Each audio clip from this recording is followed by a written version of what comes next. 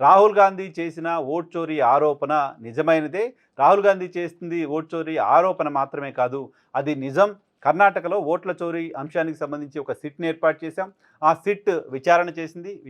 సుదీర్ఘ విచారణ తర్వాత ఒక భారీ ఛార్జ్ షీట్ వేసింది. ఆ ఛార్జ్ షీట్‌లో అనేక అంశాలని పొందుపరిచింది. ఆ పొందుపరిచిన అంశాలన్నీ ఒకసారి చూస్తే అక్రమంగా కర్ణాటకలో ఓటర్ల జాబితా నుంచి ఓట్లను తొలగించారనే విషయం ఎస్టాబ్లిష్ అయింది. ఆ తొలగించారనే కారణంతో ఒక మాజీ భారతీయ జనతా పార్టీ ఎమ్మెల్యేతో సహా మరికొందరు మంది పైన కేసులు కూడా నమోదయ్యాయి. సో రాహుల్ గాంధీ చేస్తున్నది ఆరోపణ కాదు. రాహుల్ గాంధీ చేస్తున్నది నిజం. రాహుల్ గాంధీ చెప్తున్నట్లుగా ఓట్ల చోరీ జరిగిన మాట నిజం. ఆ నిజాన్ని కర్ణాటకకు సంబంధించిన సిట్ తేల్చింది. కర్ణాటకకు సంబంధించిన సిట్ కేవలం ఆరోపణ చేయడం మాత్రమే కాదు, దానికి సంబంధించిన డాక్యుమెంటెడ్ ఎవిడెన్స్‌ను కూడా సేకరించింది అంటూ సిద్ధరామయ్య చెప్తున్నారు. అంతేకాదు రాహుల్ గాంధీ చేస్తున్న పోరాటం ఎలక్షన్ కమిషన్ పైన ట్రాన్స్‌పరెంట్‌గా ఎన్నికలు నిర్వహించండి అని తప్ప, ఎన్నికలు వద్దని కాదు, డెమోక్రసీ వద్దని కాదు, ఎన్నికల సంఘం వద్దని కాదు. ఎన్నికల కమిషన్ పనితీరు పైన అనుమానాలున్నాయి. ఎన్నికల కమిషన్ పనితీరుపైన ఎందుకు అనుమానాలున్నాయంటే, ఇదిగో ఈ కారణాలతో అనుమానాలున్నాయి. ఈ కారణాలకు, ఈ ఈ సమస్యలకు, ఈ నంబర్స్‌లో తేడా రావడానికి ఎలక్షన్ కమిషన్ సమాధానం చెప్పలేకపోతోంది.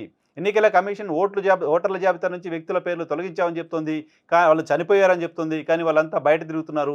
బయట ఉన్న వాళ్ళ వ్యక్తుల పేర్లు కూడా చనిపోయారనే కారణంతో తొలగించింది.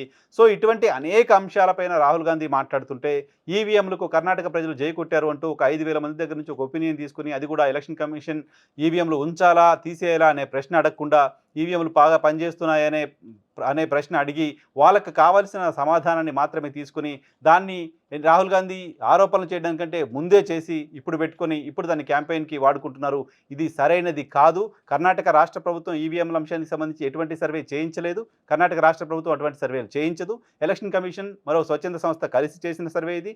చాలా తక్కువ శాంపిల్స్‌తో మొత్తం రాష్ట్రానికి సంబంధించిన ప్రజల ఒపీనియన్‌ని బిల్డ్ చేయలేరు. పైగా ఆ శాంపిల్స్ తీసుకుంటున్న సందర్భంగా సర్వేకి సంబంధించిన మోటో ఏంటనేది కూడా ఎవరి దగ్గరికైతే వెళ్ళి ఒపీనియన్ తీసుకుంటారో వాళ్ళకి తెలియాల్సిన అవసరం ఉంటుంది. ఆ మోటో ఈవీఎంలు ఉండాలా లేదా అనే మోటోతో గనక సర్వే చేసుంటే సరైన సమాధానం election కమిషన్‌కైనా, Bharatiya Janata party sponsor చేస్తున్న ఎన్‌జీఓస్‌కైనా వచ్చి ఉండేది.